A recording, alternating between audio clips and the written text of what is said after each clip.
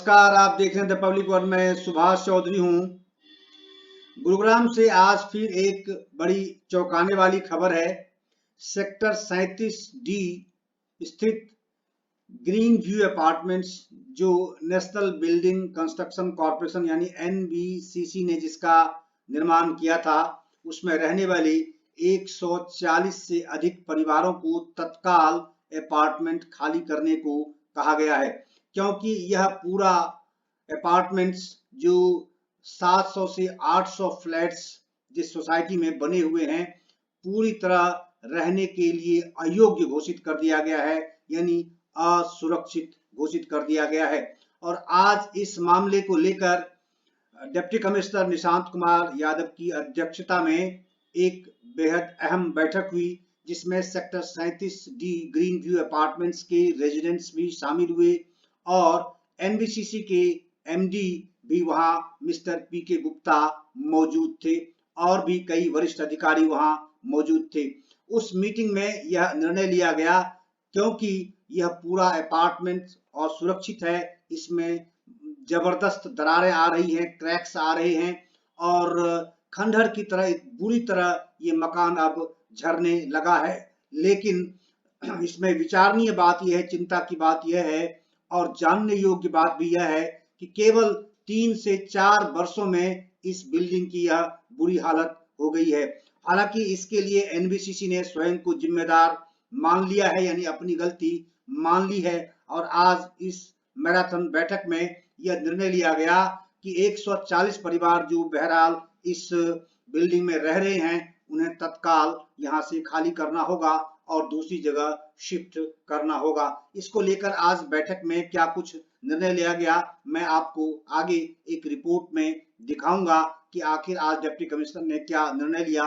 NBCC के MD जो mister PK Gupta यहाँ मौजूद थे बैठक में, उन्होंने क्या कुछ कहा, कैसे अपनी गलती मानी और जो वहाँ रहने वाले रेजिडेंट्स हैं या जिन्होंने वहाँ फ्लैट्स बुक कराए हैं, खरीदे हैं, उनके लिए क्या कुछ पैकेज उनके पास है, उन्हें किस प्रकार से उनकी रिकवरी की जाएगी, जो उन्होंने पैसे लगाए हैं इसमें कैसे उनको दिया जाएगा वापस, कितना ब्याज दिया जाएगा, क्योंकि इसमें से न्यूनतम 85 लाख रुपए प्रति फ्लैट्स की कीमत थी और 1630 स्क्वायर फुट से लेकर 2117 स्क्वायर फुट के साइज के फ्लैट्स यहाँ थे, जो 3 BHK अपार्टमेंट्स थे।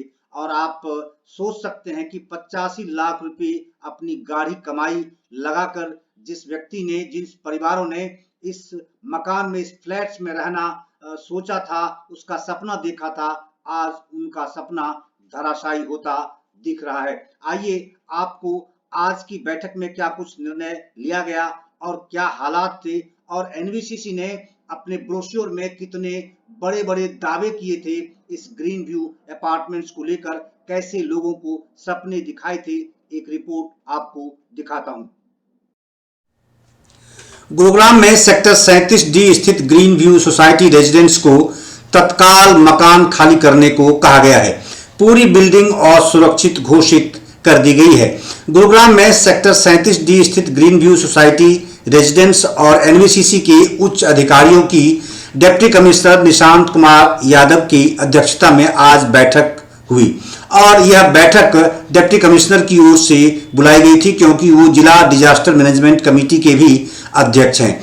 रेजिडेंट्स ने अपनी गुहार लगाई और अपनी व्यथा वहां सामने रखी अधिकारियों की और DC ने जनहित में आज बड़ा निर्णय लिया। रेजिडेंट्स के लिए यहां रहना खतरे से खाली नहीं है और इसीलिए उन्हें डिप्टी कमिश्नर ने खास तौर से सभी 140 परिवारों को 1 मार्च तक यहां से शिफ्ट करने को कहा है। उन्होंने कहा कि उनके दूसरी जगह शिफ्ट करने का जो खर्च होगा वह NBCC वहन करेगी और जो रेजिडेंट्स अगर अपना रिफंड लेना चाहे पूरी कीमत का फ्लैट्स का, तो उन्हें ब्याज सहित ये रिफंड दिलवाया जाएगा। गुरुग्राम के सेक्टर 37D की ग्रीन व्यू सोसाइटी के मामले में बुधवार को जिला आपदा प्रबंधन प्राधिकरण के अध्यक्ष एवं उपायुक्त निशांत कुमार यादव ने सोसाइटी में रहने वाले लोगों तथा national building construction corporation NBCC के शीर्ष अधिकारियों की एक संयुक्त बैठक बुलाई। इस बैठक में सोसाइटी में रहने वाले लोगों की सुरक्षा को देखते हुए यह निर्णय लिया गया कि रेजिडेंट्स 1 मार्च तक सोसाइटी में अपने घरों को खाली कर देंगे। बताया गया कि सोसाइटी में 140 परिवार रह रहे हैं। एनबीसीसी द्वारा इन परिवारों को वैकल्पिक आवासीय सुविधा में शिफ्ट करने का ऑप्शन दिया गया।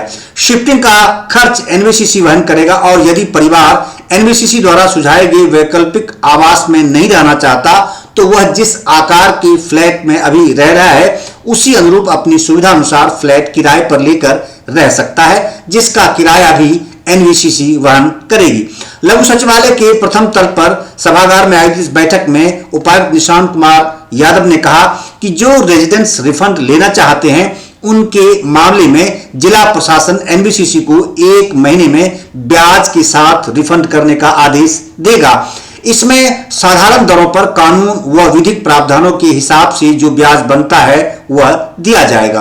उन्होंने बैठक में उपस्थित रेजिडेंट्स को समझाया कि उनके फ्लैटों की ओनरशिप अर्थात मालिकाना हक उनका ही रहेगा और मालिक को वाजिब मुआवजा दिए बगैर डिमोलिशन अर्थात तोड़फोड़ नहीं की जाएगी। उन्होंने कहा कि दूसरी एक्सपर्ट कमेटी की रिपोर्ट आने के बाद रिफंड के बारे में निर्णय लिया जाएगा और उस रिपोर्ट में यदि यह आ जाता है कि बिल्डिंग रहने के लिए सुरक्षित है या कुछ मरम्मत के बाद ठीक हो सकती है तो ऐसी स्थिति में जो भी रेजिडेंट्स वहां रहने के इच्छुक होंगे या फिर रिफंड चाहेंगे, वहां इच्छुक नहीं होंगे या फिर रिफंड चाहेंगे तो उन्हें कानून संगत ब्याज के साथ रिफंड दिया जाएगा। उन्होंने कहा कि एक्सपर्ट कमेटी की रिपोर्ट आने पर अगर बिल्डिंग की रिपेयर करने के बाद एनबीसीसी रेजिडेंट्स को सेफ्टी सर्टिफिकेट देता है तो वहां पर जो रहना चाहते हैं वे उस सोसाइटी में रह सकते हैं, लेकिन अभी वर्तमान परिस्थितियों को देखते हुए सभी को एक बार सोसाइटी को खाली ही करना होगा, वरना बाद में कोई अनहोनी हो गई तो हम में से कोई भी अपने आप को माफ नहीं कर पाएगा। निशांत कुमार यादव ने रेजिडेंट्स के सामने साफ कर दिया कि लोगों की सुरक्षा को देखते हुए रिफंड और सोसाइटी को खाली करने के मामले को आपस में जोड़कर नहीं देखा जा सकता।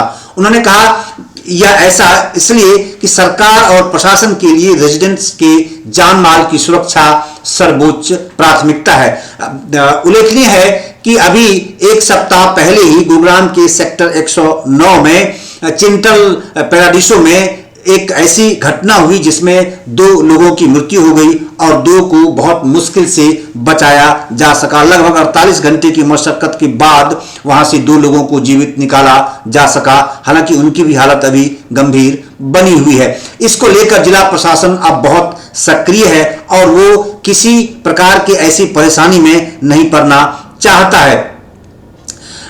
डिप्टी कमिश्नर ने कहा कि प्रशासन की सहानुभूति रेजिडेंट्स के साथ है। इस मामले में यही सामने आया है कि गलती एनबीसीसी और ठेकेदार की है। यहां साफ कर दिया इस बैठक में डिप्टी कमिश्नर ने भी कि ये गलती एनबीसीसी की है और जिस ठेकेदार ने इस बिल्डिंग का, इस अपार्टमेंट का कंस्ट्रक्शन किया है वह इसके लिए जिम्मेदार है।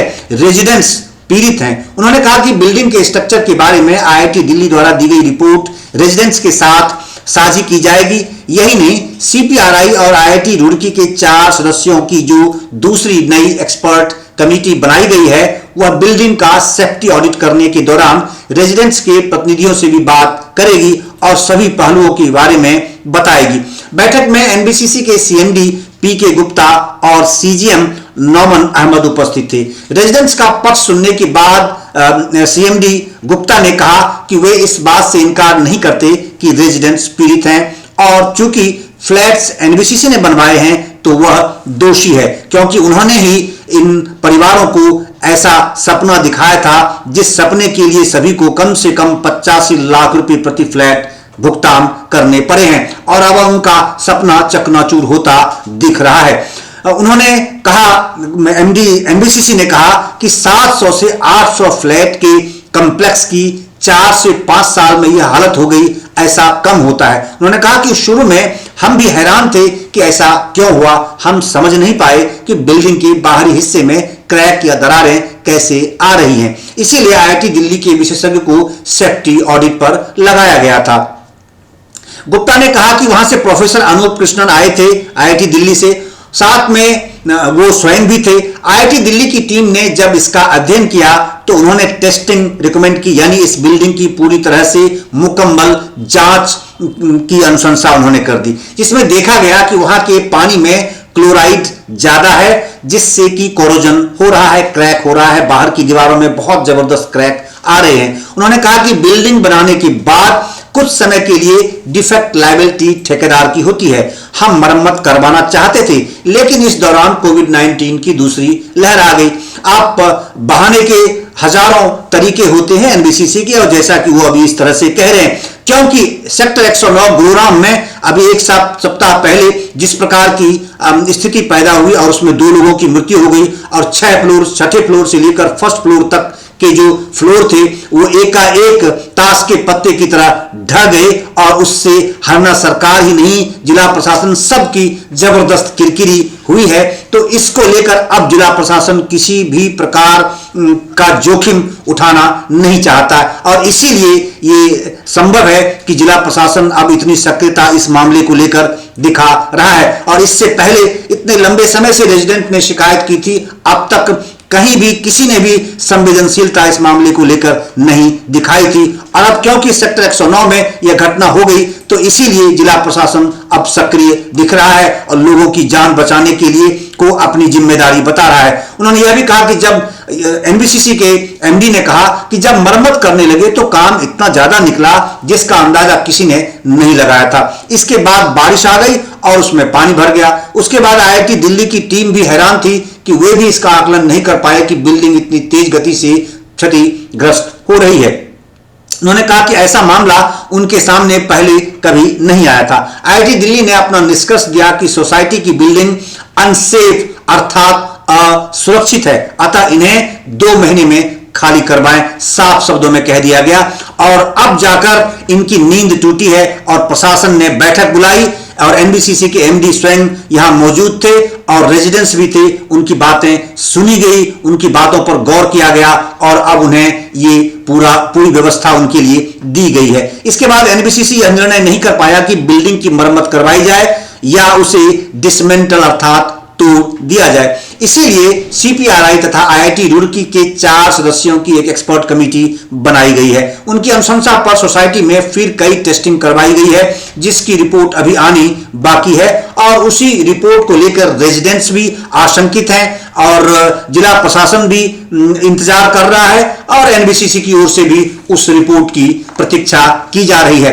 बहरहाल NBCC green view apartment sector 37D Gurugram में एनबीसीसी ने जो बनाया था, इसमें प्रति फ्लैट कम से कम 85 लाख रुपए कीमत थी और इसमें जो सुपर बिल्टअप एरिया था 1630 स्क्वायर फुट से लेकर 2117 स्क्वायर फुट तक का इसमें था।